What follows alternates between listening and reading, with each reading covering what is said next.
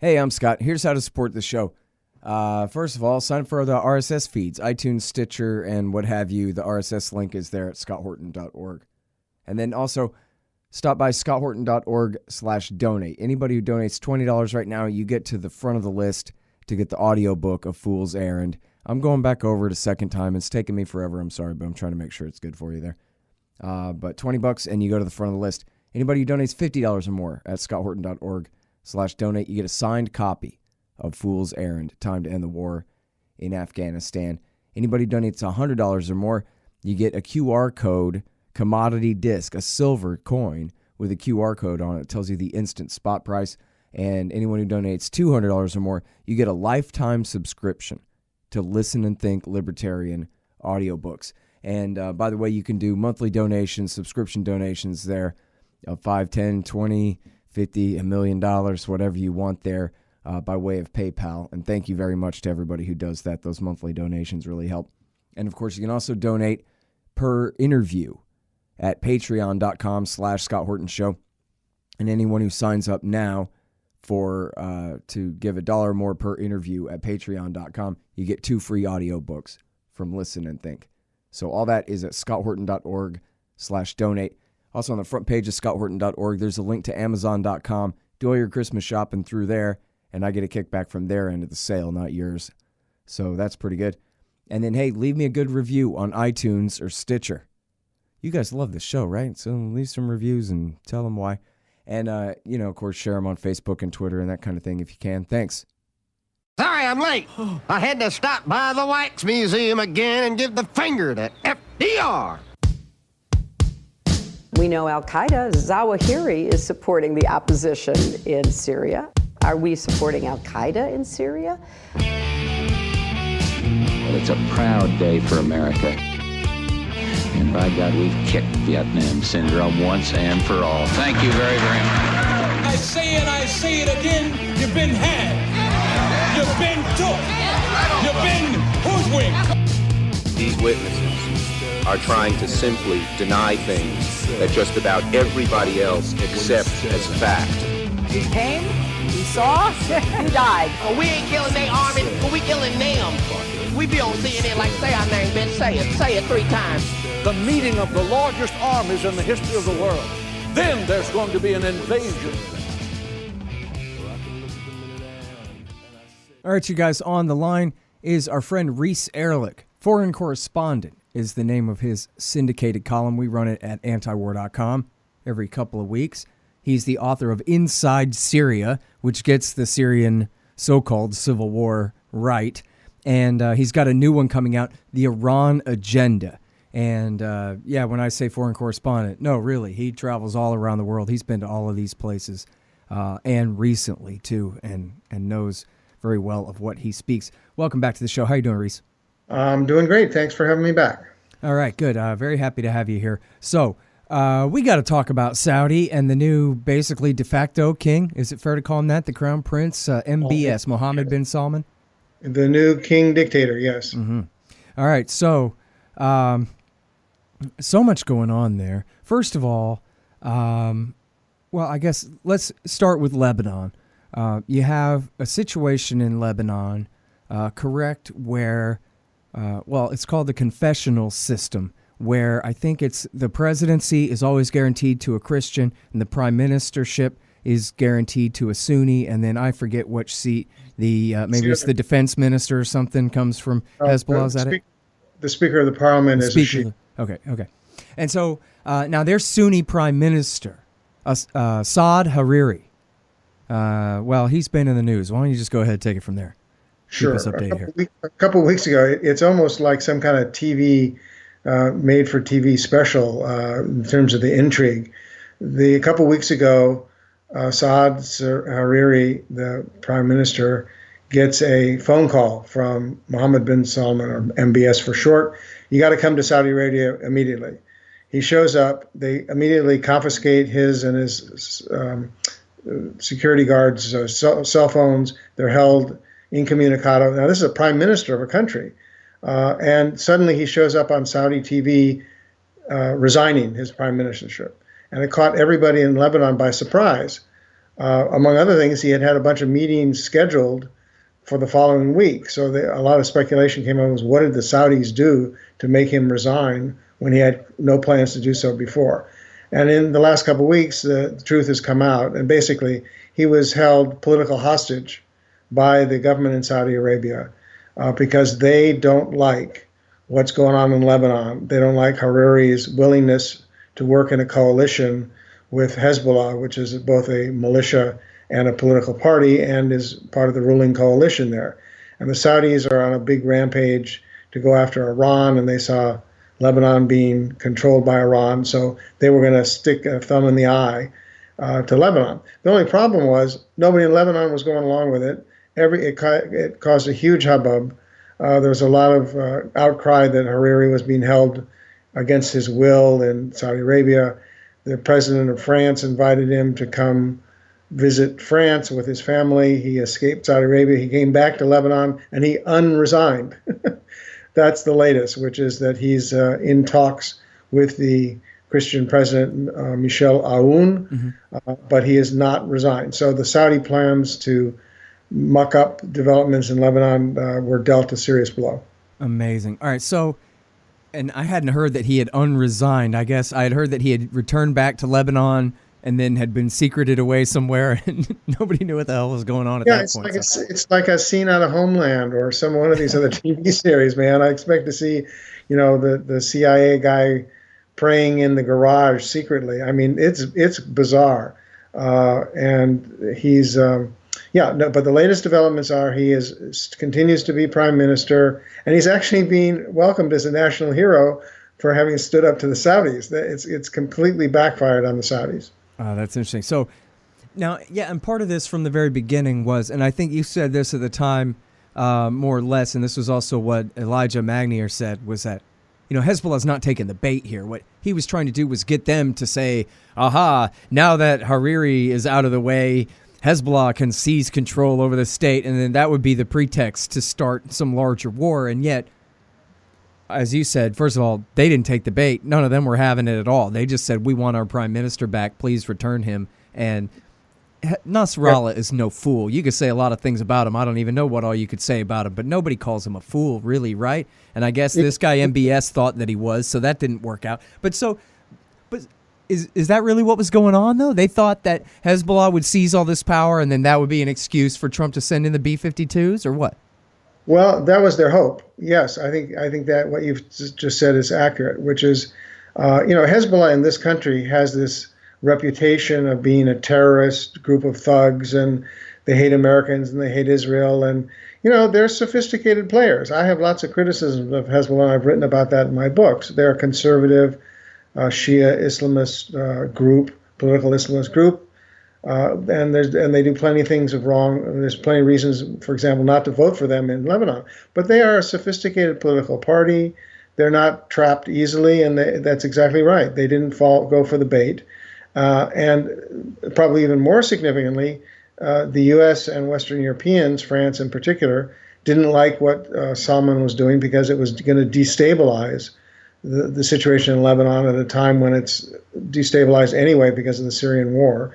And even Trump and his set of goonies in power were not going to start a war against Iran because of a stupid provocation like this from Saudi Arabia. So just like the war in Yemen that Saudi Arabia has been involved in now for 2 years, that's blown up in their faces, just like their attacks on Qatar and the efforts to isolate them, now their latest efforts in Lebanon have blown up in their face as well. It's really quite incredible how many blunders they can make in such a relatively short period of time. Well, the great Mark Perry wrote a piece in the American Conservative magazine about how it was Donald Trump's idiot son-in-law who keeps getting him into trouble, who got him into this trouble and went and had a wink-nod type of a thing with MBS in order to do this. Or at least, I'm not exactly sure the degree, but certainly that they had talked about it. I don't know if he gave him an exact green light, but they had talked about it, and that I guess his sources were from the State Department because they were reflecting the fact that the Secretary of State, Rex Tillerson, was pissed off because he was cut out of the chain of command and had nothing to do with it on this. And yet then the White House actually responded, maybe the first time the White House has responded to a piece in the American Conservative magazine saying that this was, absolutely not true, which just solidifies it as fact in my view. But anyway, I wonder what you thought of that. Is it really that, and why would that be that, the CEO of Exxon is so out of the loop on all of this stuff? Is that really the way they're running this government right now? Well, it's an extreme version of what's been going on for some time. As you know, the conservative movement in the U.S. is split among neocons, realists, various trends. Now Trump perhaps represents his own screwy nationalist trend. And they have very real differences with each other. And the neocons really would love to see Iran attacked, either by Saudi Arabia, by Israel, ideally by the United States. And so they're willing to go along with any kinds of plans cooked up in the region. And I think that you're right. We don't know exactly. All we know is that Jared Kushner had visited Saudi Arabia 3 times since the beginning of the year, including a visit several weeks before the whole Lebanon thing broke out. So it's speculation as to exactly what he was said. But we can see one thing's for sure. If they talked about this developments with Lebanon, the U.S. Or Kushner didn't stop him, didn't say, no, you can't possibly do this. And the Israelis were leaning favorably, at least Netanyahu was favorable towards this kind of activity. So what we're seeing playing out, it took place under Bush with Cheney and the neocons having dominant influence in the first 4 years of the George Bush administration. Now we're seeing it playing out again with Trump. And none of these policies that the mainstream conservatives are pursuing, or the mainstream liberals for that matter, are play out in reality, because the people of Iran, the net result of all of this activity, and I've been following this very closely, is to rally around the flag. The people of Iran are angry at Trump. They're angry at Saudi Arabia for provoking these wars, or trying to provoke a war, and it's having exactly the opposite effect of what they intended. Well, yeah, and there's a brand new New York Times piece about that, which raised the question of why is the New York Times making this point? Maybe it was just a good piece of journalism they published. That happens sometimes, but there was sort of the question of, wow, maybe they're really mad that Trump is they're just mad that he's so ham-handed that his anti-Iran positions are backfiring rather than really tightening the screws. I think that it's part of both. That is, the policies aren't working, and the New York Times can see that. The correspondent there, I know him, he's a very interesting guy. He's Dutch, and he's been filing from there for a long time under very difficult circumstances.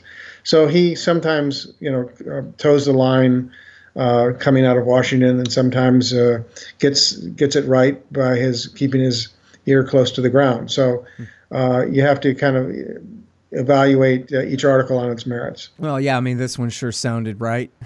We don't really like it when the Ayatollah calls America the great Satan and announces this, that, and the other thing that they would like to see happen to us. So, imagine how they feel when our government actually has power compared to theirs, Yeah.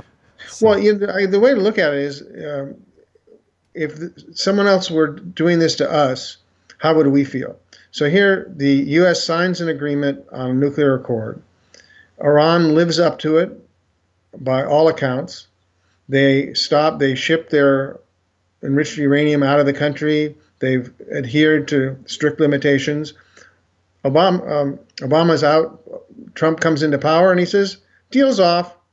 Not only that, we're going to impose new sanctions. Not only that, we're going to threaten new military actions against Iran and its various allies. Now imagine if Iran had said, hey, we're not going to live by this agreement anymore, and we're going to start enriching uranium as much as we want.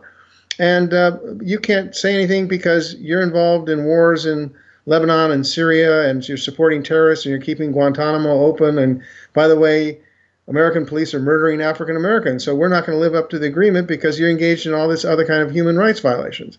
How would the United States react to that? But that's exactly what Trump is doing to Iran.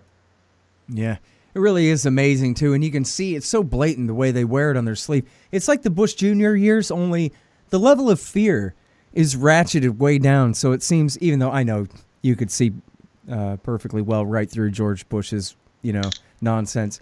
This time, it's just kind of a parody, right? Because you don't have that feeling of urgency that, boy, we better trust Bush because if we don't, that Saddam really might get us or whatever. Here, Obama, and it's one of two things he only ever did right the whole time he was in power, was he made this deal that took this huge, fake, but still huge, outstanding issue between America and Iran, the threat of their safeguarded civilian nuclear program, and he just locked that threat down. It's just double extra safeguarded, their nuclear program, beyond any measure now. And so now the hawks clearly only hate the deal because it takes war off the table, because it means that there is no emergency to preempt. I mean, what is it that we're afraid of? That they still have some F-14 Tomcats that Gerald Ford gave them? Is that the problem? Or what, that they have no spare parts for? I mean, this whole thing is completely ridiculous, right? So only nuke can scare people into supporting a war against them. And Obama took that off the table. And so now these guys are just completely outraged. You turn on Fox News and everything they have to say about Iran, their faces are just bright red with the frustration that all they have now are just the thinnest of lies, because nobody is buying their nuclear threat story anymore now.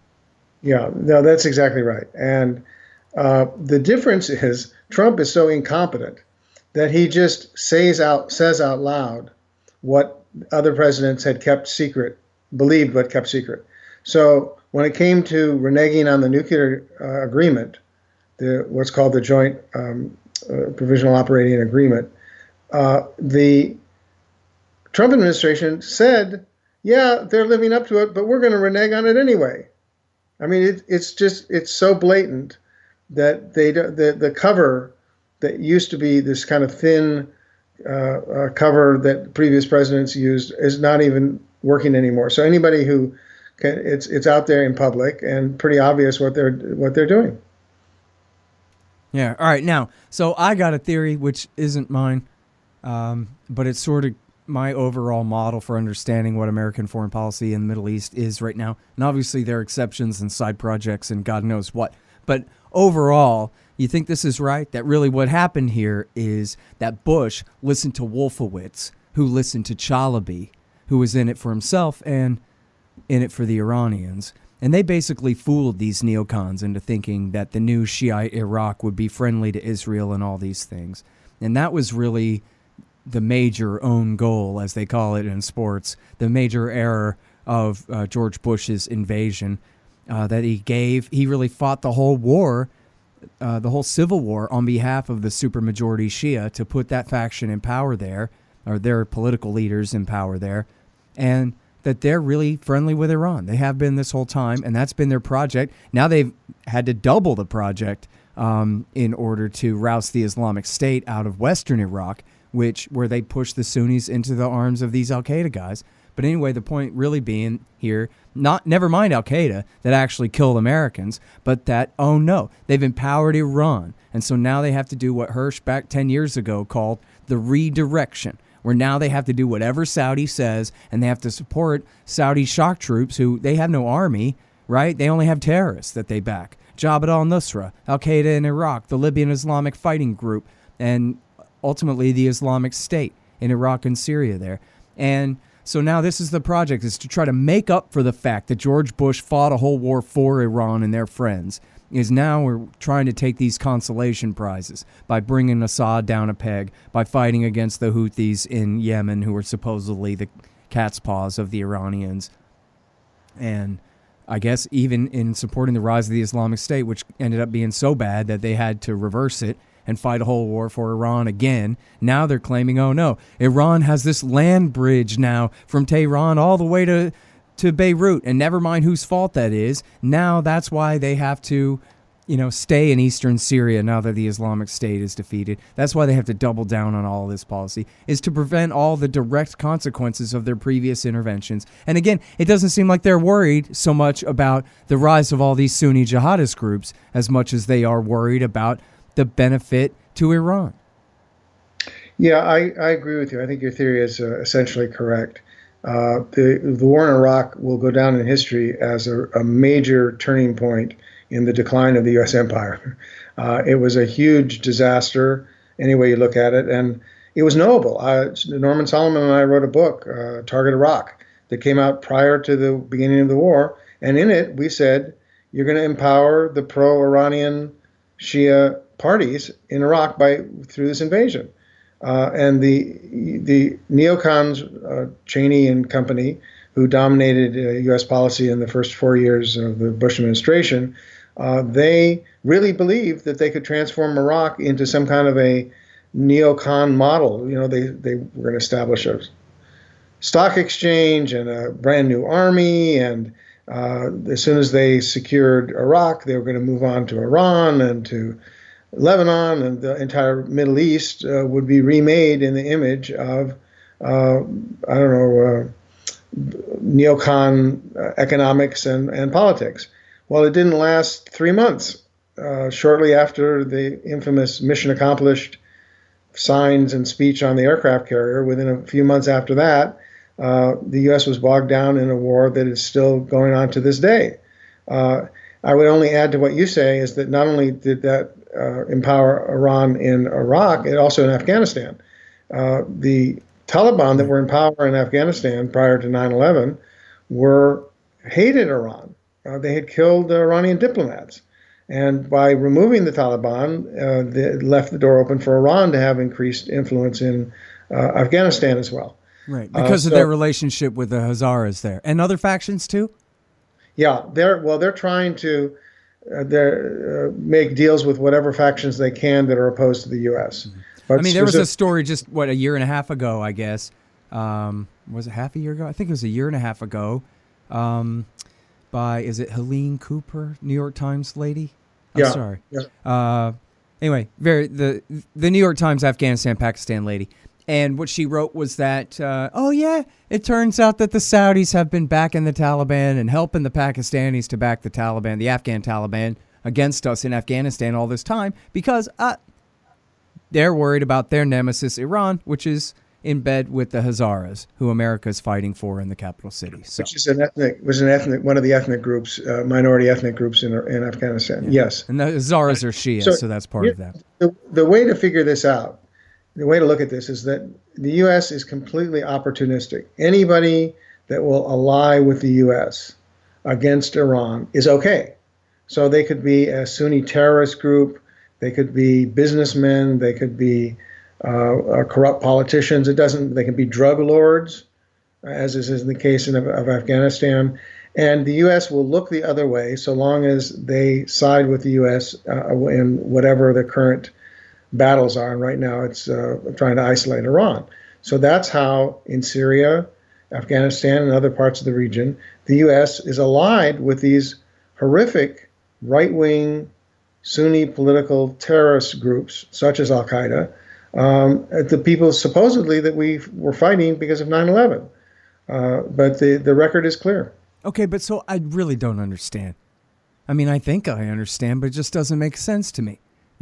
So the Americans, they have this grudge that the Iranians overthrew America's sock puppet fascist military dictatorship there in 1979 and the hostage taking and all of that. I mean, I've heard anecdotes, right, about Warren Christopher and whoever these guys in the Clinton years saying, what? Get along with the Iranians, rapprochement with Iran, never, not after my hard feelings about that day and that thing that happened. And I know the Israel lobby, they have their problem too. Of course, their grudge, and really their grudge is all make-believe too, as Gareth Porter shows in his book. It's just politics to divert from what's happening to the Palestinians. But so there's got to be a real reason. Don't tell me that it's just that they maintain independence from us, and so therefore there's this blood feud grudge that outweighs resentment against Al-Qaeda that hit the Pentagon? Well, I'll tell you, it's multiple reasons. Oil, military bases, geopolitics, and they're all intertwined. Remember, Iran is one of the top oil producers and in terms of reserves in the world. It's right up there with Saudi Arabia, Iraq, Venezuela is one of the top countries with oil reserves. Under the Shah, the U.S. had military bases in Iran, and the Shah worked as a puppet of the United States to send his troops into various countries in that region to promote and to maintain U.S. interests. The Straits of Hormuz that run the waterway that runs, or sorry, the strait that is between Iraq and Iran, is a key choke point for something like half the oil produced in the world. So all of those reasons together, yes, the hostage crisis took place, and what happened in Iran was awful. And many of the people, by the way, who participated in that now regret what they did because of the impact it had in bringing Ayatollah Khomeini to power. But that is the excuse that's brought up in order to justify or to hide all of these other factors having to do with oil, military bases, and sea lanes and geopolitics. All right, hang on just 1 second. Hey, guys, did you notice the new and improved show notes? Damon Hathaway has been doing a great job with the show notes there on the pages at libertarianinstitute.org and at scotthorton.org. So check out the links for all the information we talk about in these interviews. You guys have been asking for that for a long time. Well, we got it now. Good show notes at scotthorton.org, etc. All right, this show is sponsored by The War State. Mike Swanson wrote it. It's a great book about the early history of the military-industrial complex after World War II. And he also gives great investment advice at wallstreetwindow.com. And when you get that advice, you want to go buy your metals from Roberts & Roberts Brokerage, Inc. That's rrbi.co. rrbi.co. LibertyStickers.com for anti-government propaganda for the back of your truck. And we got a brand new and improved site and brand new and improved sticker art coming up soon for you there at LibertyStickers.com. And, of course, you'll probably also want to sign up for Tom Wood's Liberty Classroom by way of the link on my page. And I'll tell you what, did you notice how great the website is at foolserrand.us, the website for my book? Well, it is great. And you know who did that?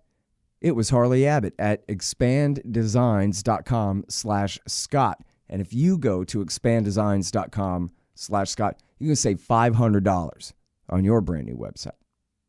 All right, now, so, okay, if they don't want to let us have military bases, that's one thing. But as Dick Cheney complained on foreign soil, the traitor, in 1998, he went to Australia and complained that Bill Clinton, his commander-in-chief, was doing the wrong thing by having these sanctions on Iran. And he was there representing the interests of Halliburton and Kellogg Brown and Root. And he said, we're trying to do business with these people. Iranians are humans too. And why do we have to have this policy? Now, once he's vice president and he can socialize all his costs onto the rest of us, well, obviously that's a whole different story. And yet, it seems like, come on, bygones, bygones. It's not like the Iranians wouldn't make oil deals with American corporations, right? If the price was right. Sure. They have, and they make deals with the European and Chinese and Russian companies. Yeah, it's not about... You know, the Israelis kept their friendship with the Iranians all through the 1980s and the rise of Khomeini. They didn't care about that. They got along fine until the mid-90s, right? Yeah, they sided with Iran during the Iran-Iraq War because they saw Saddam Hussein as the bigger enemy. So just like the U.S. will ally with terrorist groups when it serves their interests, so will the Israelis. You know, it goes to show about... You know, that they can be dealt with. If the Israelis can deal with them when it's Khomeini, then the Americans can deal with them when it's Khomeini, right? Yeah, Khomeini. Yeah, well, whatever. I'm a Texan, man. You're an American. You don't have to pronounce these names. No, right? I don't. I'm just saying Khomeini was the scary-looking one, you know? And Khomeini is, well, I don't know. He's not terribly good-looking guy anyway. But yeah, anyway. No, he's scary-looking too, but he doesn't have those dark circles around his eyes like the guy from the 1980s, you know? He was, I mean, after all, this is all just about propaganda on TV and how people feel about it, right? So. Yeah. There's these evil Ayatollahs, and they're out to get you. No, I agree. What we see is, back on the point you're saying, yes, the Iranians would be very happy to sell the U.S. oil at world prices. So it's not a question of availability; it's on whose terms. Because U.S. oil companies not only need to make a profit in the short run, they need to have their profits guaranteed as the highest rate as possible in the long run. And for the U.S., that means controlling the oil supplies by you and your allies and denying access to your enemies. And of course, over the years, the U.S. has had various enemies that we want to deny it to, but the latest are China and Russia. Yeah. And right now, China and Russia have significant investments and trade relations with Iran, and the U.S. is not happy about that. Right. And so it's not a question of accessing foreign oil or simply having normal trade. It's about domination and control of the region. Yeah. It's unfortunate because, I think, anti-war people complain that, what a horrible policy to just kill all these people just to have cheap gas prices, which really misses the point of what's really going on here. Like you said, being able to choke off the Chinese or, this and that kind of thing. And yet, at the same time, I think a lot of right-wingers and maybe just regular schmucks, too, kind of, maybe they don't mean it in the most murderous sense, but they sort of settle on, well, I guess it's true that our way of life depends on the government, holding things this way. As though that oil wouldn't all be for sale on the world market without the American empire there to do all this so-called securing at the cost of trillions of dollars, of course. It says over 750 military bases around the world. What but exactly? People, if they internalize it, like, I guess this is for my own good, even if it's, maybe a little immoral or whatever. Like, what am I going to do? Pay $6 a gallon, then I can't get to work. And it's just the presumption there, Yeah, and of course, the price for oil here or gasoline here is much more affected by oil production in the U.S. and in countries that are not at war than they are. There's no relationship to what's going on in Iran and what the oil prices are at home. That's the bottom line. Mm-hmm. That has to do with. I mean, I live in the San Francisco Bay Area, and years ago we used to have 3 oil refineries by 3 competing companies, and the gasoline prices were relatively low. It's now down to 1 refinery, and gosh, Rudy's, the price of gasoline continues to go up.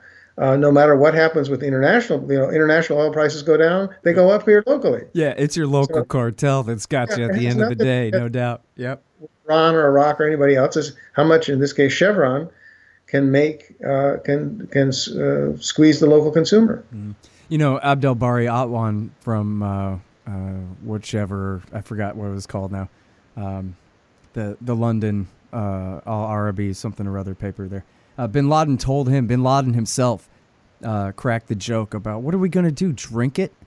In other words, even if the meanest terrorist of all was the dictator of Arabia, he'd still be selling the oil, Exactly. That he had a great sense of humor. Amazing. Yeah. All right, so, and now the grudge against Hezbollah, obviously we know why Israel don't like Hezbollah. But what does Saudi care about Hezbollah in Lebanon? Well, it's and in the grand scheme of things, it's a relatively small player. Lebanon is a small population. Its army is virtually non-existent. But Iran has significant influence in Lebanon through Hezbollah and through secondarily through the coalition government of which Hezbollah is part.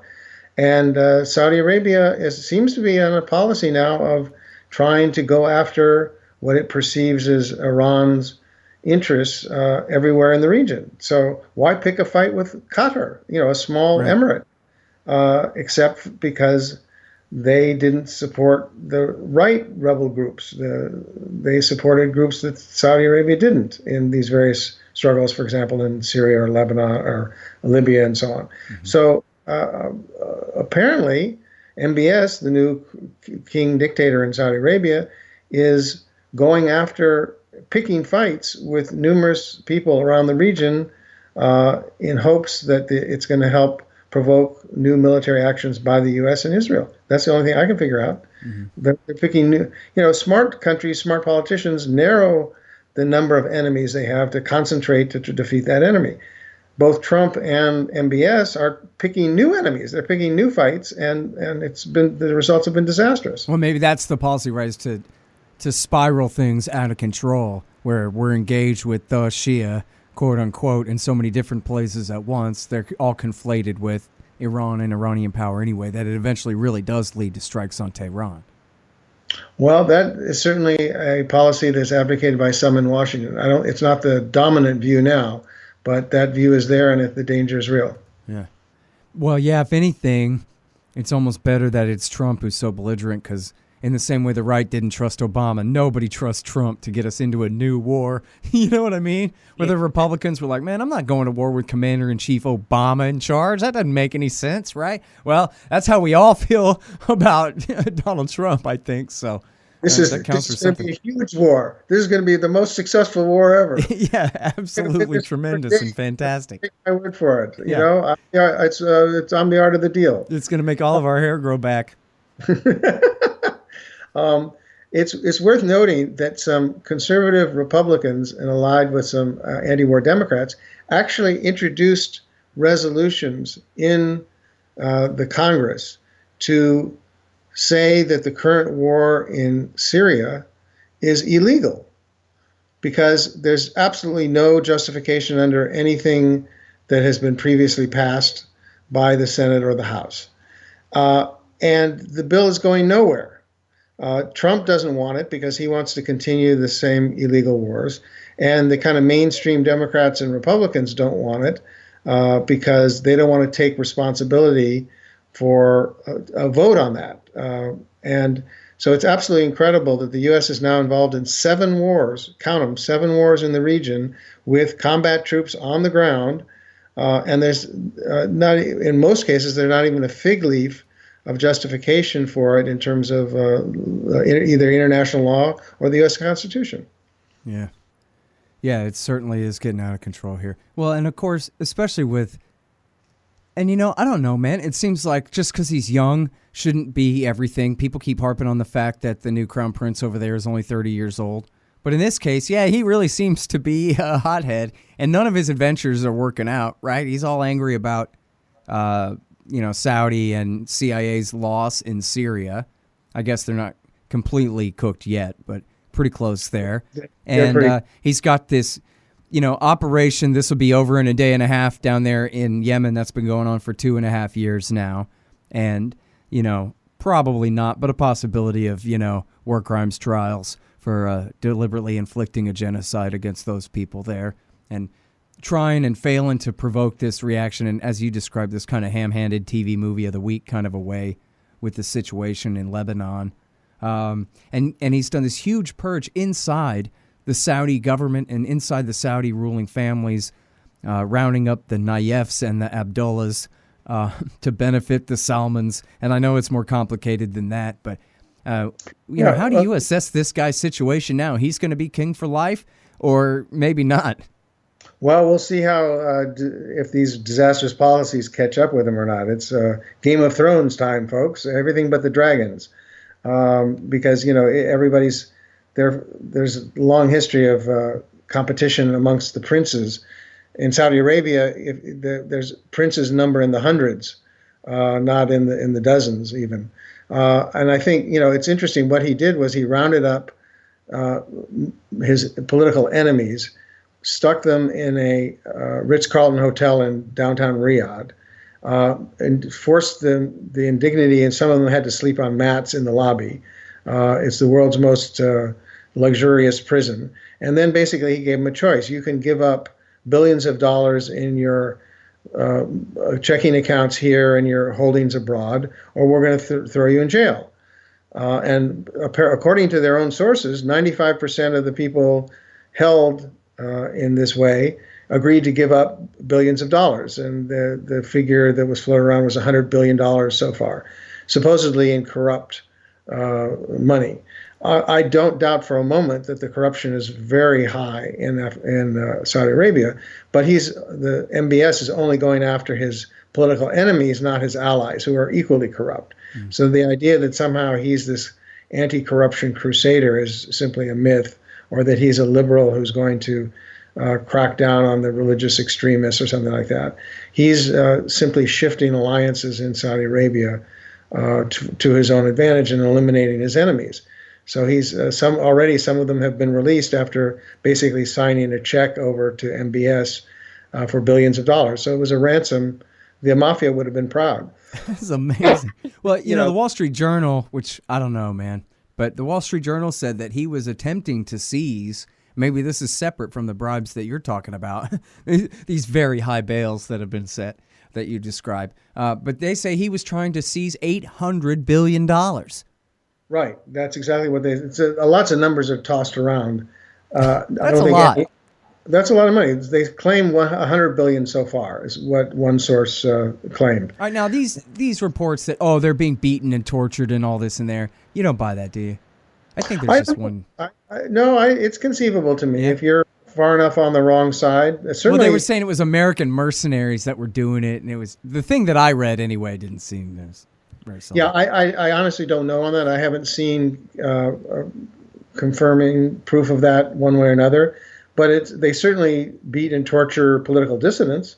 Yeah. They certainly beat and torture Shia Muslims protesting ever since the Arab Spring broke out. But princes don't torture each other there, though, or not up until now, at least, right? Well, let's hold off on that question and let's come back to it when there's been more authoritative information. All right, no. So where's Prince Bandar and Prince Turkey? Do you know? I haven't got the foggiest idea, but as soon as they contact me, I'll let you know. Yeah, see, that's what I'm interested in. Is where's Bandar Bush right now? Is he in Aspen at his giant mansion, or is he somewhere else? Yeah, don't know. Abu Zubaydah had his phone number at his giant mansion in Aspen.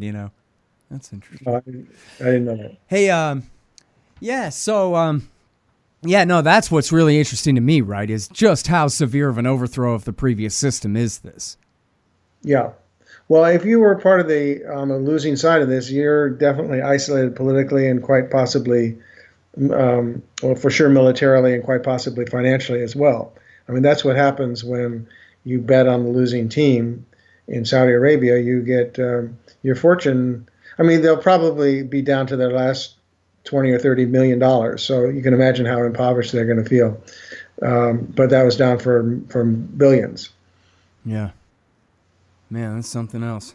All right, so now the war in Yemen here real quick. I'm sorry, I'll let you go, man. I'm keeping you too long here. But do you see any kind of end in sight here? I know that the Salah Houthi side has said that they're willing to negotiate, but it's been a while since I've heard that. But I assume that still stands. And it doesn't appear that the U.S., Saudi, UAE side is achieving anything at all for all their war crimes on the ground there. They're no closer to putting Hadi back in power. In fact, the Saudis are holding him on house arrest. He wants to go back, and they won't let him. So I don't know what the hell's going on there. I don't know if you know the answer to that. Oh, man, I want to ask you about Turkey, too. But no, talk to me about Yemen, man. What's going to happen with this thing? Let's stick to Yemen, then we'll call it a day. Basically, the background there is that in Yemen, they've had, going back to the Arab Spring time, the Hadi, the president backed by the U.S. and actually by Saudi Arabia and others, was forced from office due to popular protests. Salah, was forced from office. His vice president Hadi came in, but he proved to be very unpopular, and a conservative political Islamist group called the Houthis came to power in the northern part of the country, including the capital city of Sana'a. You had different players there.